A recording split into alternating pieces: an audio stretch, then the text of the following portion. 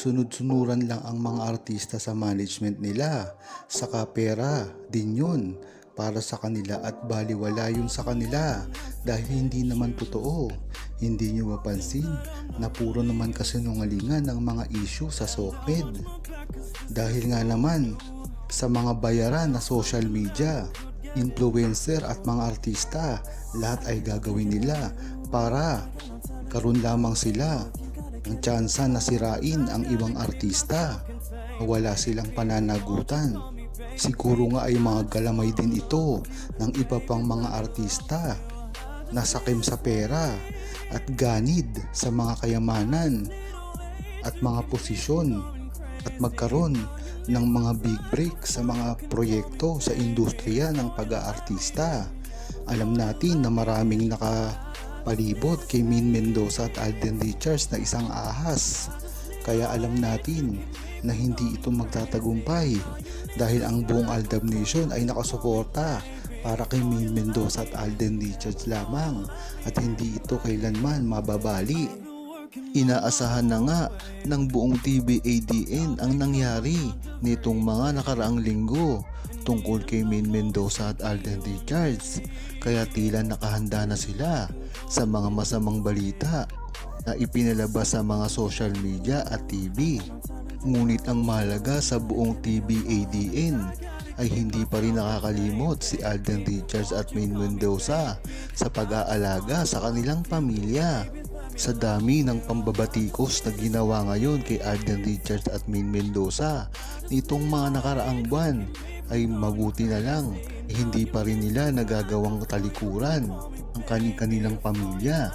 Dahil dito, masaya pa rin ang buong Aldab Nation dahil sa kabila ng mga pambatikos kay Min Mendoza at Alden Richards ay nagagawa pa rin nila ito nang walang problema, lalong-lalo na sa hirap ng pinagdadaanan nila ngayon at ng buong Aldab Nation dahil tila pinapasuko ng mga bashers at mga armin mga Aldab Nation at hindi na suportahan si Min Mendoza at Alden Richards.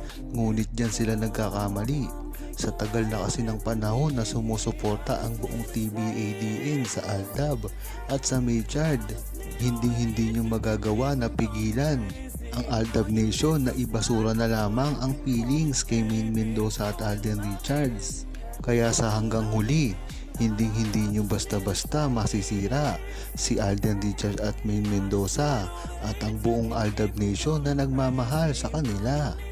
Talagang hindi na mapigilan ang kaguluhan ngayon na nagaganap kay Min Mendoza at Alden Richards at ang mga paninira sa kanilang dalawa na tila si Min Mendoza raw ay nabuntis at may relasyon kay Bossing Vic Sotto na talaga namang alam natin na hindi ito totoo at ito ay isa lamang paninira.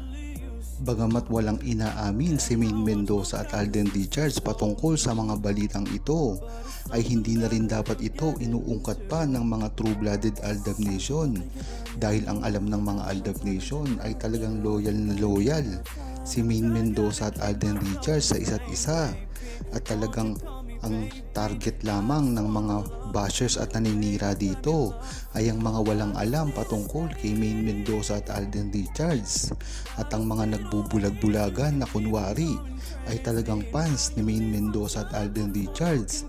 Ngunit sa tsansa na may manira dito at ang paninirang ito ay makakatulong sa kanilang mga karir, ay talagang paniniwalaan ng mga ganitong balita. Dapat nga ay hindi paniwalaan ito dahil mismo si Bossing Vic Sotto ang nagsabi na nito na kung matatandaan nyo ay talagang Richard pa ang tawag kay Alden Richards at Min Mendoza naman, na talagang sa una pa lang ay talagang suportado na ni Bossing Vic Sotto si Min Mendoza at Alden Richards at kung ano man ang namamagitan sa kanila noon. Sa Itbulaga pa lamang, sabi na nga ba, hindi totoo. Kawawa naman si Vic at Pauline, pati ang mga anak nila. Iba tao, walang magawa. Pati nga ang mga anak ni Bossing Vic Sotto at Pauline Luna ay dinadamay na rin na may kesyo hindi raw anak ito ni Bossing Vic Sotto at sinasabi raw ng tahasan ito ni Pauline na magkakahiwalay sila. Walang katotohanan ito, isa lamang paninira kay Bossing Big Soto. At siguro nga ay nadadamay kahit si Maine Mendoza.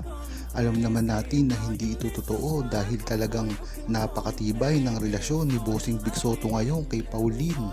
At ganon din si Maine Mendoza. Kaya wag dapat paniwalaan ang mga ganitong balita dahil kitang-kita naman matalino ang buong Aldab Nation at alam nila na de-discern nila ang mga balita kung totoo at hindi. Doon pa lamang sa balita na si Bossing Big Soto ay may relasyon kay Maine Mendoza ay tiyak na hindi na kapani-paniwala. Kung matatandaan nyo na talagang true-blooded Aldab Nation kayo, ay talagang ang mga role ni Bossing Big Soto para kay Maine Mendoza ay isa lamang tatay o magulang. Kaya kung talagang true-blooded Aldab Nation ka ay hindi mo paniniwalaan ang mga ganitong balita. Ngunit ano nga ba ang target ng mga bashers at naninira kay Maine Mendoza at Alden Richards? Isa dito ay ang masira ang karir nila. Nang sa gayon, ang pinag-suportahan nilang artista naman ang mamayagpag.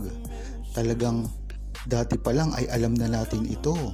Nang ay may gawa nito ay ang Brand X. Ngayon ngang natanggal na sila at nandirito na rin ang iba nilang mga artista. Kaya nga ginawa na nila ito nang lumipat si Maine Mendoza sa TV5. At hindi pa doon natatapos. Ang paglipat ng ginawa ni Maine Mendoza sa TV5 ay lalo pang nagpasikat at nagbigay ng respeto sa kanyang karir. Kaya siguro hanggang ngayon ay tinutuloy-tuloy pa rin nila ang paninira kay Maine Mendoza. Kahit alam nila na magkalayo na si Alden Richards at Maine Mendoza sa isang istasyon. Diyan mo malalaman ang lakas ni Maine Mendoza at Alden Richards na kahit wala na silang ginagawa ay talagang pinatataob at sinisira pa rin ang kanilang mga karir at relasyon. Kawawa naman si Maine kung ano-ano ang fake news ang mga sinasabi. Mag-ama lang sina Big Soto at Maine. Diyan pa lang talaga ay malalaman mo na hindi talaga compatible si Big Soto at Maine Mendoza. Sa agwat pa lang ng kanilang mga edad ay alam mo na hindi talaga ito para sa isa't isa. Kaya naman siguro umiugong ang mga balitang ito ay dahil sa mga edad ngayon ni Bossing at ni Pauline Luna.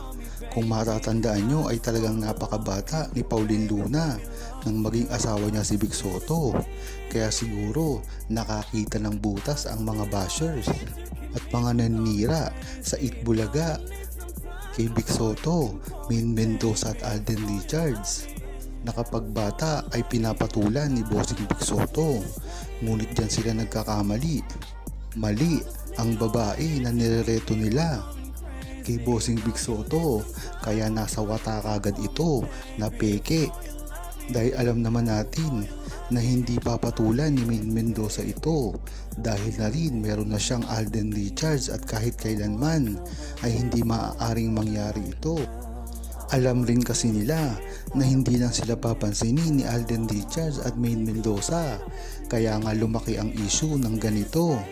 Ngunit bakit ang pagrereto sa kanya ay kay Bossing Big Soto pa? Alam natin dahil magkasama sila sa Itbulaga ngayon at talagang magandang gawa ng istorya dahil ito ay parang kapani-paniwala.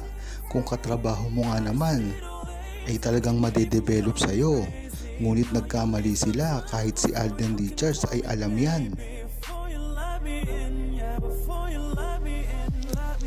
Huwag kalimutang mag-subscribe, comment at i-like ang video na ito. Thanks for watching! I've been working on some issues, things that I'm not really used to.